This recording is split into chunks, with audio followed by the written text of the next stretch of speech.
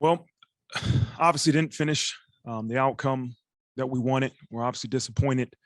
I thought the kids prepared tremendously. I thought the coaching staff did a great job, but at the end of the day, we didn't execute when it mattered most. But these guys, man, it's a special group. And for those that aren't coming back, they're going to be greatly missed. But more than anything, there's a group I think that's one, disappointed, but two, motivated to right what happened today and to start the progression for the future. As I told them 28 days ago, this is about right now. This was about finishing this season off the right way. Well, it didn't happen, and it's okay. All we can do now is start focusing on what we'll do as we move forward to make sure that we're successful the next time we're on the field. So with that, I'll open up for questions. Make sure you are muted at this time, and please use the raised hand function to request a question, and I'll call it on you. If you don't have the raised hand function as an option, just send me a direct message. When you ask your question, please state your name and affiliation. Starting off with George. Go ahead, George. Hey, Coach. Sorry about the loss today. What is your message back to the fan base? You know, it's your first game in as the head coach. You said a lot there in your opening statement, but what is the driving message back to the fan base in South Bend? Well, they deserve a winning product. They deserve a team that every week goes out there and wins. And so it's our job to make sure that we prepare and we do everything necessary to give this team, the fan base, the university, and everybody else that deserves a really, really good product out on that field. So we'll get back to work. You know, that's the only thing we know how to do. And win or lose, we're going to get back to work, and we're going to find ways to improve and make sure that we're even more prepared and have a better opportunity to have success next time we're on the field. Alex Dusky. Hey, Coach, I know you said this isn't the way that you wanted your first game to go today, but can you just kind of tell me what it was like on the field with your first game as head coach of this program? Well, it's, you know, like everything else that's happened in these first 28 days, it's an honor. It's a surreal feeling at times, and I tried to take it in, and I tried to, understand the platform you're on. But at the same time, as the foot hit the ball, it's time to go, and it's time to lead, and it's time to be the head coach. And so just want to make sure that we're doing everything in our power to give these kids a chance to have success. Pete Sampson. Mark, as a couple, schematically in the second half, what did Oklahoma State do differently offensively to sort of get you guys moving in some bad directions? And then was there anything that happened today, that you learned about yourself as a head coach the first time that may inform kind of what you want the rest of the offseason to look like, where you want things to go next? Yeah, they did a good job at, getting into some 10 personnel, which they really hadn't shown much all year. And it was good. And they made some good second half adjustments offensively and defensively to stop what we were doing offensively and to kind of exploit some things defensively. So they did a good job, and you got to give them credit where credit's due. But for me, obviously, as the leader of this program, it's a pit in your stomach, as I told the group a minute ago, that you want to bottle it up and you want to remember how this feels. And the honeymoon stage is over, right? The whole, hey, new head coach, it's a great story. No, it's about having a great product, and it's about having a great team. And so we have to make sure that it's about developing this team for next year, right? This year's over. So everything we do from now moving forward is going to be development and making sure that we're prepared to have success. Patrick Engel. Marcus, was Tyler Buckner an option for you guys today? Was he available? And if so, kind of what went into you guys' management, I guess, of how to do that? Yeah, he was definitely an option. You look at the way our offense was moving the ball first half, I don't think Coach Reese wanted to make that change, and he wanted to keep that thing going. And as you get to the second half, they did a good job of getting some 3 and outs, but obviously not until the fourth quarter did the lead change in terms of who was in the lead. And so I think at that point, you're just going to ride with Jack, and Jack played well, man. He played really well. obviously there was a couple plays we wish we can take back, but we can't. And so I'm proud as heck of Jack, and I'm looking forward to seeing this QB competition as we move forward. Eric Hansen. Hey, Coach, a couple questions. One is, could you evaluate the offensive line play today? The second is, you had a big to-do list beyond getting ready for the bowl. Do you just take a deep breath now, or do you have to plunge right into coaching hires, portal perusal, and those kind of things? Yeah, I think for the most part, again, I haven't gone and evaluated it, but they protected the quarterback. And again, it's the tale of two halves in terms of the first half, you scored, 28 points, I think, offensively. We're moving the ball. They're protecting the quarterback. And then the second half, obviously, things didn't go that way. And so we have to go back and Tommy and look and say, okay, what did the defense do second half schematically that gave us issues? And let's try to find a way to make sure that never happens again. As far as taking a deep breath, I'm more motivated now to go, right? And to, let's everything we do, from staff to personnel to recruiting to whatever it is that this organization needs to improve. That's all my mindset is. Timothy O'Malley.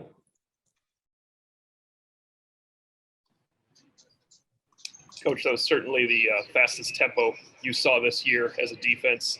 Was it something you were prepared for, and how hard was it to combat that? And the second part of my question was, they seemed to start targeting Martin against Clarence Lewis. Was there any way to help that, or would that compromise your defense too much in the back end? Yeah, we knew they were going to go fast, and they did. And we prepared for it. But at the end of the day, they still executed a little bit better than we did defensively, and we wanted to play some zone early in the game, and they were starting to exploit some of that zone. So we said, okay, let's change and play a little bit more man. And you know what? I trust Silu. And you know what? That guy made some plays. He's a heck of a player. Number one's a heck of a player. And, we got to do a better job maybe mixing it up. But you know what? Hey, man, Silu's going to do great things for us, and he's done great things for us. And you know what? I wouldn't trade him for the world. Doc? You were able to get some pass rush in that first quarter against Spencer Sanders. What changed as the game went on that negated the pass rush?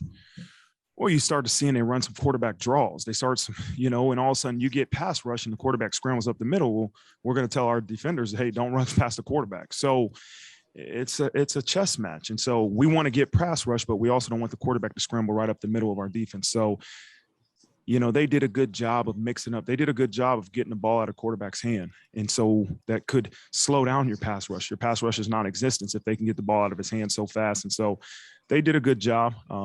Again, kudos to them. And we got to look at how we can fix some things and make sure we're better prepared. Greg Moore.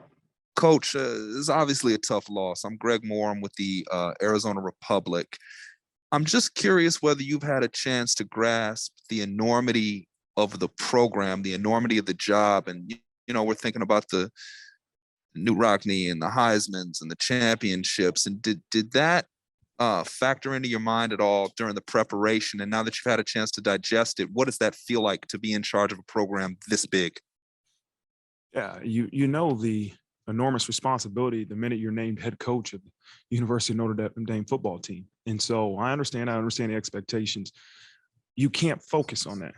The only thing you can focus on is your guys. The only thing you can focus on is enhancing what you do. And that's where my focus is. It's not about, hey, do you know the pressure that's on you? No, it's about, everything in my power that I can do to make sure that this team improves every single day, and that we improve as an organization in terms of how we recruit, our culture, how we develop these guys. That's where my mindset is. It's not about how big this opportunity is. It's about, hey, taking care of these guys and making sure we're helping them improve and reach their goals.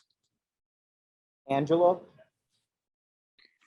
Yeah, Coach, you mentioned the honeymoon period being over. I'm curious, how much do you feel this loss maybe does hurt the excitement for the start of your era here at Notre Dame with the fan base, and in terms of just the excitement around the program that you have had for the first month since you've been on board as head coach? It might disappoint some people, but I understand where we're going in the future. And I understand, you know what, we have a lot of games ahead of us, and we're going to use this game as motivation. We're going to use this game to look back and say, you remember that first one? Look where we've come from there. And so sometimes you got to look at it as a blessing, man, that, hey, we used this. Maybe it wasn't this honeymoon phase that kept going boom, boom. All of a sudden, everything's good, and bam, reality hits. You know what? We got to work a little bit harder. We got to make sure that we evaluate everything we do a little bit more so that the next time we step on that field, we're prepared a little bit more to have success. And Clark? Marcus, if you can hear me, can you expand on the game calling of Tommy Reese, and how was communication with Tommy throughout the game and Mike Elston? You know, it was obviously a first time for me being on the offensive side of the ball and listening to their communication. I thought it was really good. Again, the play calling and execution are two different things. Tommy did a great job of getting a call in, kind of like it felt like he had a great rhythm. And he did a great job, you know, and it's easy to, you look at the first half and second half and say, hey, it didn't go as well in the second half. Yeah, it didn't. But that has nothing to do with the play calls. It's about execution. We got to execute better. We got to coach better. We got to execute better on both sides of the ball. And so we're all going to look at ourselves, right? We're all going to point the finger at ourselves and say, what can I do as an individual to make sure that we're more prepared? And if we can get everybody in that locker room, everybody that's involved with our football team to look at themselves and say, hey, my role is important as the head coach. And what do I have to do to make sure that I execute my role better than the person I'm going against? If we get everybody to look at themselves like that, we're going to be really, really successful. Tyler? Hey, Marcus, I know you guys were up big there at the end of the second half, but when Oklahoma State cuts into that lead and you guys get the ball back with, I think it was 35 seconds, 3 timeouts, was there any thought of maybe tacking on a field goal or trying to push the ball downfield there at the end of the first half? No, I kind of talked to Tommy and he said, hey, man, if we take a shot, you know, they still have a few timeouts. And so that's not what we wanted. You know, we felt really good with the 28-14 lead going into halftime. Let's be smart and make sure that we don't give this team another opportunity to score points. And so I thought that was a great decision by, the communication between me and Tommy, and I wouldn't change that. And just a quick follow-up to that, how would you assess, obviously your first time being in charge of all of those different type of logistical things, how would you look back? And then I know you'll probably watch the film and whatnot and get a better idea of how you fared in that, but how would you assess how you did? Well, not as well as you wanted. You obviously wanted a victory, but I think we all can learn from it, myself included. Look at every situation, say, hey, is there something you could do differently? Is there a timeout you could have called? Is there, hey, something defensively you could have done? Maybe a suggestion offensively we could have done. It's a learning situation. It's a learning opportunity. You like to learn from wins, but this is going to be a learning opportunity from a loss. And as long as everybody learns from this, we'll be fine. Last question, Aidan.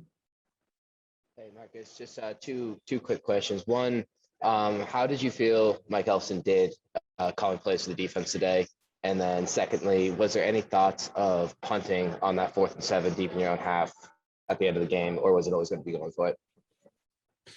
I think Elston did a great job, and I thought he prepared like crazy. I thought this defense was prepared, and they gave us a few wrinkles that we hadn't prepared for, and maybe we hadn't seen them do on film. And again, as I said earlier, kudos to them. They did a good job. And then, no, I did not consider punting with 3 minutes left just because we were reeling a little bit on defense, right? And that, hey, we hadn't been able to get the big stops that we needed. So let's try to put our hat on our offense and see if we can get a 4th down conversion and try to score. And so obviously it didn't go that way. We still got the ball back, had a chance with a minute left to try to get an onside kick to win. And it didn't happen. So let's hopefully next time we don't put ourselves in that situation. All right, Coach. Thank you for the time. All right. Thanks, guys.